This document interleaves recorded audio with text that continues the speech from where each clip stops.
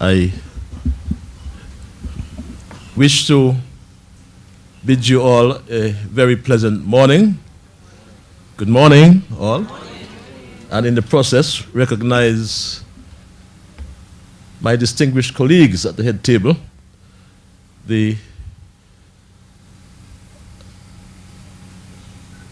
I'm going to say the best Prime Minister in CARICOM, Dr. the Honorable Timothy Sylvester Harris. Just had a very successful conference here, I think the 33rd intercessory meeting, 30th, 30, that's correct. And I understand it was one of the better chaired, if not the best chaired meetings ever. I also want to recognize the Honorable Eugene Alistair Hamilton, Minister with responsibility for health and other subjects. Didn't hear him mention the National Health Insurance Scheme, which is near and dear to him, but that's coming soon as a commitment of team unity. I do want to recognize, or I do recognize as well, my colleague, the Honorable Wendy Phipps, and other distinguished guests in the audience. I see Ambassador of the Republic of China on Taiwan. I do call him Ambassador Tom, and I told him it's okay to call me Patches because everybody do. I must recognize, of course, my fellow constituents of East Basseterre, the warriors from the East, including our elder warrior, I call him Dr. Earl Clark. I'm always happy to see you, sir. And I'm sure you would excuse me if I pay special attention to students from my alma mater. My alma mater, Tucker Clark. And I didn't ask the teachers permission, but I want to greet you. Tucker Clark? Champion? Tucker Clark? Champion? Yes, we are all champions. Give them a wonderful round of applause. And of course, the Jingles string band from East Basseterre as well. They deserve a wonderful round of applause. I do not recall the source of this proposition, but I learned some years ago, or many years ago, that there is no clearer indicator of socio-economic status or status in any country than the state of people's teeth. I want to repeat that. There's no clearer indicator of socio-economic status in any country than the state of people's teeth. And those words, I believe, ring true, particularly here in St. Kitts and Nevis. And they ring loud and clear because of the neglect of the last decade and perhaps more. And the chairperson, Dr. Harris, Dr.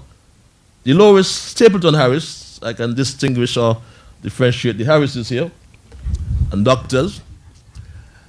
And she spoke to the dilapidated state, or the rundown state in colloquial language, of this facility. And upon reflection, it was commissioned way back in 2000, the year 2000.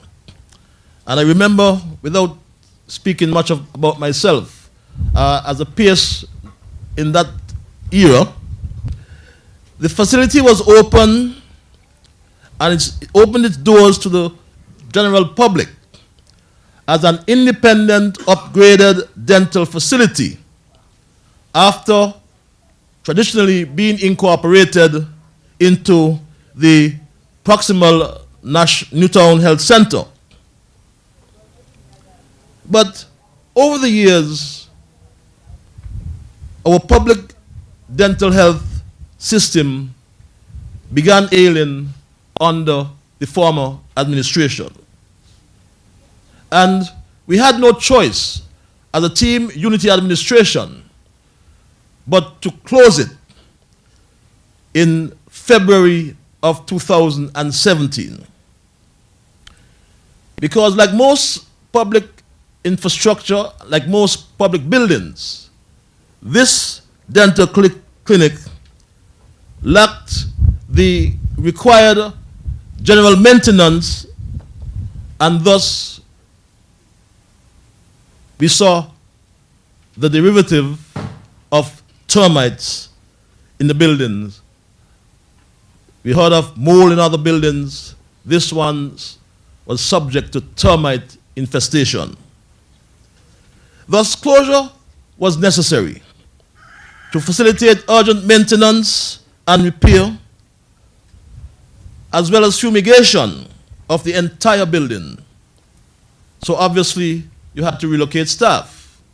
And for a period of time, even folks in this area and the environs had to journey all the way to Parkinson Hospital in Sandy Point to get your dental care. And this, I agonized for some time, and Wendy would recall that I always, and Eugene will recall, I always, I was like a bug in their rug, to use a colloquial term. When are we going to get this clinic back to East Bastia? And I'm happy that we're here today. Cupboards were infected. Thus, we had to remove furniture and replace furniture. The interior and the exterior required painting. Sink of face basins and other restroom utensils had to be removed. Old and unwanted items that accumulated were discarded. Compressor and vacuum system service and restored to functionality. And I'm sure that when we enter the building, we will say, what a good thing happened here. And we say, like the hymn writer says, to God be the glory. The permanent secretary referred as well to the target population. And the dental clinic from its inception, from its commissioning, has served the entire population until the commencement of dental services at the Parkinson Dental Unit in Sandy Point in 2010. And this includes the focal area for the school dental program for all public and private primary and secondary schools in St. Kitts. The school program was subsequently zoned from Molyneux's Primary in the east, including all secondary schools, to Dr. William Primary and the Cotton Thomas Comprehensive School via Bastia in the west. Services, I'm advised, were also offered to Her Majesty's Prison on a monthly basis and the correctional facility at Harris's Village. Services are also provided for the vulnerable population, including all children, older persons over the age of 62 years, and the mentally ill, especially those attending the Dr. Arthur Lake Mental Health Day Treatment Center and those warded at the psychiatric unit of the Joseph N. France Hospital. So it is very important because I believe it is in our best interest, rather, to practice good oral hygiene. Not only does it ensure our beautiful smile, and I've seen so many beautiful smiles here this morning, but it's good for our health.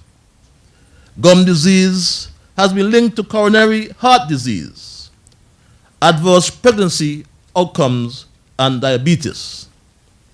And new research has also shown that women with gum disease find it harder to conceive. Women beware. It has since sought to provide better dental care and services to the population of St. Kitts and Nevis. The upgrade included 4 dental operatories and a recovery room, a sterilization facility, a laboratory, X-ray room, stores, and infrastructural improvement to accommodate the physically challenged clients here at this facility. And we cannot understate the importance of dental health services. That's why we close the Newtown Dental Clinic. We close this clinic to ensure that we have the facility and an environment that is not only pleasing but healthy to all. The clinic provides care for all patients, including the poor and the indigent. The school health program is a best practice with a strong focus on oral health promotion and prevention. I am advised that outreach is also targeted to prenatal and postnatal mothers in terms of re-education to prevent baby bottle carriers of the newborns and toddlers. In addition, research has also revealed that there can be adverse pregnancy outcomes as poor oral health or gum disease can cause a preterm labor and low birth weight in newborns. The importance of oral health, again, cannot be understated. My research has revealed to me that poor oral health can increase one's risk of serious diseases, such as oral candidiasis, as we say in local terms, thrush. I haven't heard that for a long time. Gingivitis, periodontitis, dental abscess, to name a few. Poor oral health can lead to worsening of serious diseases, for instance, triggering of seizure in someone with epilepsy, or can be the cause rather for poor glycemic glucose control in patients with diabetes. So I'm happy as well, and I may sound like a dentist today, but Dr. Liburd is on the other side. But I'm happy to see the students in particular here, because overall oral health services through primary school education, screening and early intervention is foremost in the operations here at this clinic and at Pogson as well. As I conclude though, it's important to note as well that today we are reopening this important facility. I'm advised that it will be open 5 days per week. So I want to implore you to try to access the services. I did about 20 years ago, right here when it was the other arrangement. I remember that Indian doctor, because I was always afraid of dentists, to be quite frankly. I still am, I can tell you. The first dentist I went to, I won't call his name. He injected me, right? And when he came back into the room, he had like a pliers. And when he put it in my mouth, I said, ah! And he slapped me. And he tried it again. And as a young man, I said, no, I can't allow this. I grabbed his hand. And then he came back and he gave me, I think, 2 more injections and put me there for a couple of minutes. And when he came back and he put his tool in my mouth and he grabbed the tooth, I gave one, ah! and the tooth was in his hand. But I'm happy. At this facility, we are more modernized. And I'm still scared of dentists, I can assure you. So, access to services, my family. So this is good news for the scores of patients who rely on this facility. And I'm happy to be part of this. And I want to commend the Public Works Department for the good work they have done on this building, and they deserve a round of applause. I want to commend the dentists that will operate here. I see a few in the audience. Dentist Rollins is one from my constituency. I see other dentists, Dr. Liburd as well. He's from Keon, he's a Liburd, and all Liburds are one. Dr. Christmas is here, and I hope I haven't forgotten anyone. I want to also commend the nurses and the assistants who provided the service here. And more importantly, I want to commend those in the administrative arm of the ministry, our permanent secretary and the director of health services, and of course, Minister Hamilton and Minister Wendy Phipps. They deserve a wonderful round of applause. I am happy to be associated with this function today, with this ceremony today. And I want to implore you that the mission should be to ensure the dental readiness of all our people, be they from East Bastia in particular, and by extension, all our people in the country.